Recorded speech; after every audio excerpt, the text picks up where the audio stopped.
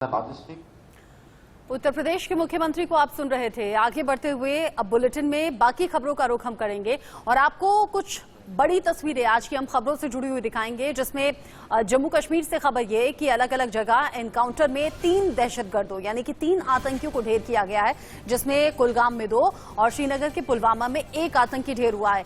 AK-47 का मिलना ये बड़ा संकेत है कि आतंकी बड़ी तबाही के इरादे से यहां पर पहुंचे हुए थे। सर्च ऑपरेशन अभी भी जारी है, कुछ और आतंकी छिपे हो सकते हैं।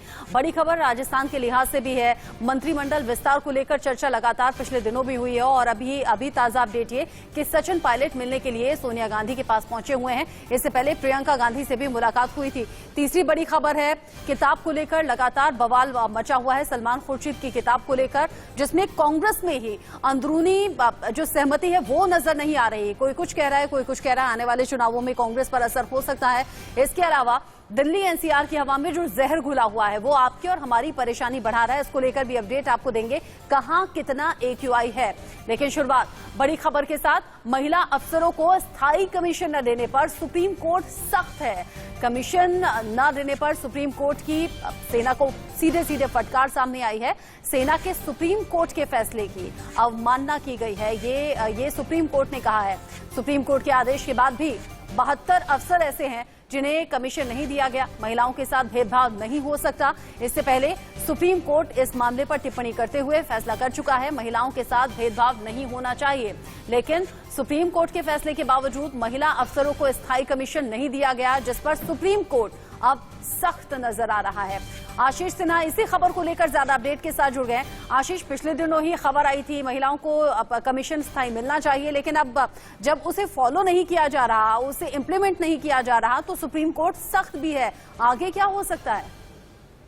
देखिए रचना, दरअसल 72 जो महिला ऑफिसर हैं उन्होंने सुप्रीम कोर्ट में अवमानना याचिका दाखिल की और उन्होंने कहा कि सुप्रीम कोर्ट का जो फैसला है जिसमें कोर्ट ने कहा है कि जो महिला अफसर हैं उनको परमानेंट कमीशन दिया जाए, उसके बावजूद सेना जो है उन्हें परमानेंट कमीशन में जगह नहीं दे रही है। सेना की तरफ से कोर्ट में यह बताया गया कि 23 महिलाएं ऐसी हैं जो मेडिकल रीजन की वजह से जिन्हें नहीं दिया गया। 1 महिला ऐसी है जिनका मामला विचाराधीन है। बाकी महिलाओं को हम लेटर जो है वो रिलीज कर रहे हैं। तब सुप्रीम कोर्ट ने कहा कि प्रथम दृष्टया हमें ये लग रहा है कि ये मामला कंटेम्प्ट ऑफ कोर्ट का है, लेकिन चूंकि बात सेना की है इसलिए हम आपको एक और मौका देते हैं। सुप्रीम कोर्ट ने कहा कि हम 2 बजे मामले की सुनवाई करेंगे, तब हमें डिटेल जानकारी चाहिए कि इन 72 में से कितनी महिलाओं को आप परमानेंट कमीशन दे रहे हैं, शामिल कर रहे हैं, और अगर किसी को शामिल नहीं कर रहे हैं तो उसके पीछे की वजह क्या है। वजह ठोस होनी चाहिए, नहीं तो हम अवमानना के तहत कार्रवाई करेंगे। इंतजार 2 बजे का करना होगा जब सुप्रीम कोर्ट दोबारा इस मामले में सुनवाई करेगा। कोर्ट ने यह भी आज साफ कर दिया है कि वो इस मामले में आज ही आदेश जारी करेगा। जी रचना। ठीक है आशीष, एक काम करते हैं, नजर आप बनाए रखिए। 2 बजे आप सुनवाई का वक्त बता रहे हैं। आगे इस खबर से जुड़ा हुआ सुप्रीम कोर्ट से निकलकर जो भी अपडेट होगा दर्शकों तक सबसे पहले हम पहुंचाएंगे। फिलहाल शुक्रिया आपका इस अपडेट के लिए। आगे बढ़ते हुए बड़ी खबर जो है वो पहलवान निशा की हत्या मामले से जुड़ा हुआ है। मुख्य आरोपी गिरफ्तार कर लिया गया है दिल्ली के द्वारका से।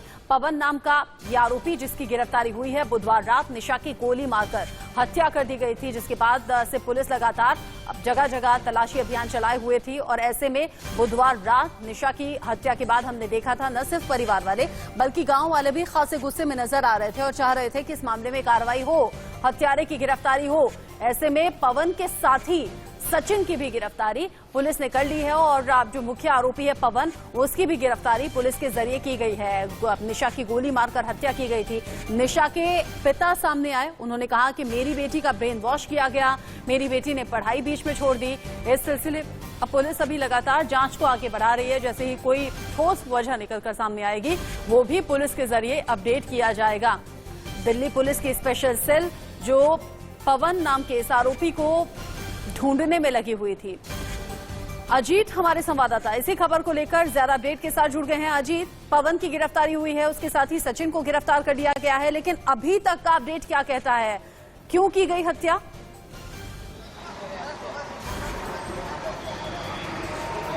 देखिए, सात पर जिस हिसाब से मुख्य आरोपी है पवन और सचिन, जिस हिसाब से पवन ने सरेआम 10 नवंबर को यानी ठीक 2 दिन पहले ही रेसलिंग में जाकर ताबड़तोड़ गोलियां चलाई थी, जिसमें निशा को यानी निशा दहिया जो कि रेसलर थी उनको करीबन 5 से 6 गोलियां लगी थी। उनके भाई 5 से 6 क्या 6 से ज़्यादा गोलियां लगी थी निशा दहिया को, और उनके भाई को 3 से 4 गोलियां लगी थी, जिसमें मौके पर ही मौत हो गई थी। उनकी माँ को भी 1 गोली लगी थी, जिनको हालत गंभीर थी, उनको हॉस्पिटल में उनका इलाज चल रहा है। लगातार दबिश और इसके बाद से तमाम तरह से जो बातें हुई, इसके बाद से पता चला कि ये सुशील पहलवान का ही अखाड़ा था जहां पे निशा दहिया प्रैक्टिस करती थी, जिसको लेकर कुछ ये भी आरोप लग रहे थे कि छेड़छाड़ का मामला हो सकता है या तमाम बातें कई आई थी। लेकिन जिस हिसाब से गिरफ्तारी आज द्वारका में की गई है, द्वारका में गिरफ्तारी करने के बाद से इन दोनों मुख्य आरोपियों को अब रोहिणी कोर्ट में पेश किया जाएगा। रोहिणी कोर्ट में पेश करने के बाद से तमाम जो होगा वो आगे का स्टेप लिया जाएगा। पुलिस चाहती है कि इनको कस्टडी में लेकर इनसे पूछा जाए कि आखिर मेन वजह क्या थी, क्या कोई ये छेड़छाड़ का मामला था या फिर जाति कोई दुश्मनी थी या फिर किसी ने इनको उकसाया था इस तरह का मर्डर करने के लिए। तो तमाम जो बातें हैं वो अब पुलिस तहकीकात करी, लेकिन मुख्य आरोपी के तौर पर पवन कोई देखा जा रहा है। पवन से लगातार सवाल करने बाकी हैं। जिस तरह से गिरफ्तारी हुई है, सबसे बड़ी गिरफ्तारी स्पेशल सेल ने दिल्ली पुलिस की हुई है और कोशिश कर रही है कि तमाम और जो लोग इसमें शामिल हैं उन तार तक पहुंचा जा सके। बहुत शुक्रिया अजीत, इस अपडेट को दर्शकों तक पहुंचाने के लिए। आगे जैसे पुलिस की इंक्वायरी सामने आएगी, क्या क्या क्लू निकलकर सामने आते हैं, इंडिया न्यूज पर आप सबसे पहले इस खबर से जुड़ा अपडेट जान पाएंगे। अगली बड़ी खबर उत्तर प्रदेश से जुड़ी हुई है, क्योंकि अमित शाह 2 दिन के दौरे पर उत्तर प्रदेश के, जिसमें 2 दिन उत्तर प्रदेश में ही रहने का कार्यक्रम गृह मंत्री अमित शाह का है। वाराणसी में अखिल भारतीय राज्य भाषा सम्मेलन में शिरकत करने का कार्यक्रम, जिसमें सीएम योगी, डिप्टी सीएम केशव प्रसाद मौर्य के साथ बैठक करने वाले हैं गृह मंत्री अमित शाह। बीजेपी प्रदेश पदाधिकारियों के साथ बैठक भी होगी अमित शाह की। सोशल मीडिया स्वयं सेवकों और बूथ अध्यक्षों से अलग अलग मुलाकात भी करेंगे।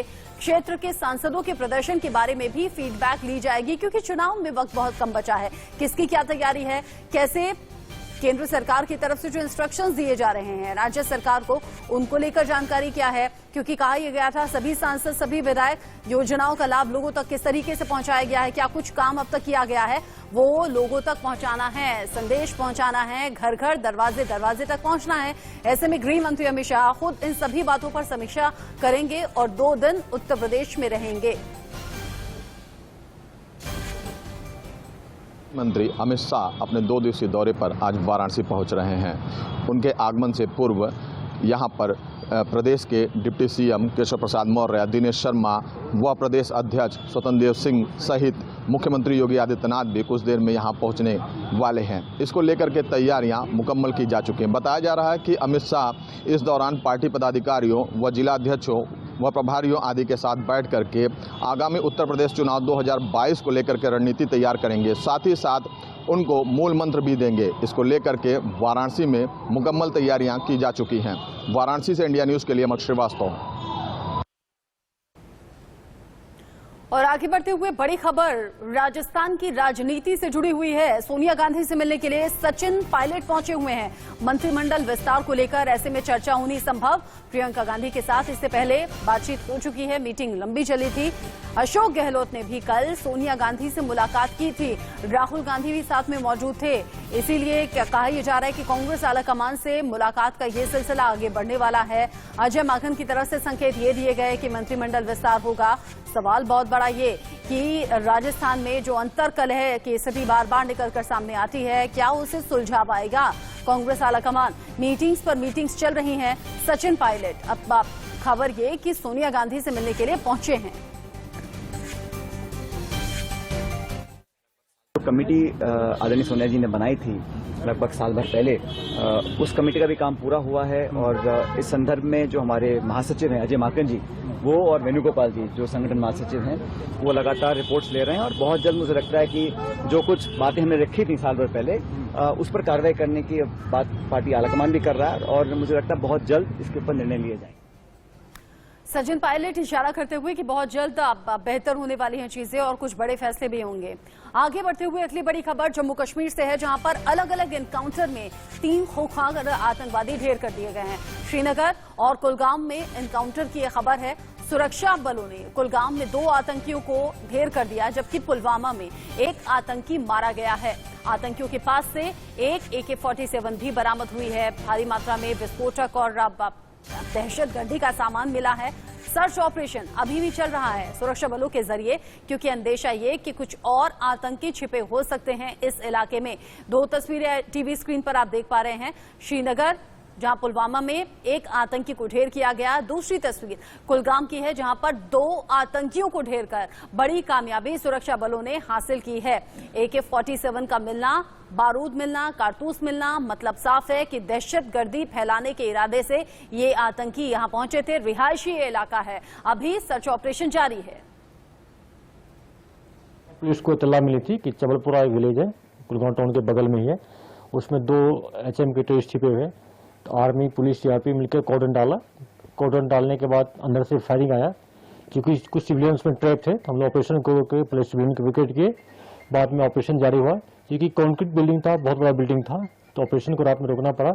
आज मॉर्निंग में फर्स्ट लाइट में ऑपरेशन फिर से रिज्यूम हुआ, जिसमें 2 पुराने टेररिस्ट मारे गए। एक सिराज मौलवी है, सिराज महतलों, जो सितंबर 2016 से एक्टिव था। ये बहुत सारे सिविलियन के लिए इन्वॉल्व रहा है और रिक्रूटमेंट में भी काफी इन्वॉल्व रहा है। जैसे कि मैंने कहा, ये रिहायशी इलाका है। एनकाउंटर में हो सकता है कि कुछ अड़चने भी आ रही हों। सुरक्षा बल बहुत एहतियात के साथ एक-एक कदम फूंक फूंक कर रख रहे हैं। सहयोगी आरिश बिलाल की ये रिपोर्ट देखिए। अलग अलग मुठभेड़ों में कश्मीर घाटी में 3 मिलिटेंटों को मारा गया है। श्रीनगर के बिमना इलाके में कल शाम को एक छोटे से एनकाउंटर में 1 मिलिटेंट मारा गया।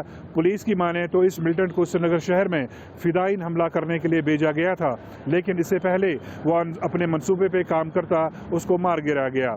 उधर दूसरी तरफ साउथ कश्मीर के कुलगाम डिस्ट्रिक्ट में भी 2 मिलिटेंटों को मारा गया है। यह ऑपरेशन कल शुरू हुआ था। कल 1 मिलिटेंट को मारा गया था और आज सुबह पुलिस ने इस बात की पुष्टि की कि वहां पे और 1 मिलिटेंट जो है वो मारा गया है। कुल मिला के इस ऑपरेशन में 2 मिलिटेंट अभी तक मारे गए हैं और दोनों का ताल्लुक जो है वो हिजबुल मुजाहिदीन से बताया जाता है। मारे गए मिलिटेंटों में एक डिस्ट्रिक्ट कमांडर था। पिछले दिनों हुई टारगेट किलिंग्स के बाद सिक्योरिटी फोर्सेस ने दोबारा से काउंटर ऑपरेशन शुरू कर दिए हैं और पिछले 24 घंटों में 2 मिलिटेंटों को अलग अलग मुठभेड़ों में मार गिराया है। वीडियो जर्नलिस्ट जाहिद फैज के साथ आरिश बिलाल, इंडिया न्यूज, श्रीनगर। 3 आतंकियों को ढेर कर बड़ी कामयाबी सुरक्षा बलों को मिली है। सर्च ऑपरेशन कब तक पूरा होता है, ये जानकारी भी आगे आपको देंगे। फिलहाल वक्त छोटे से ब्रेक का, उससे पहले हेडलाइंस।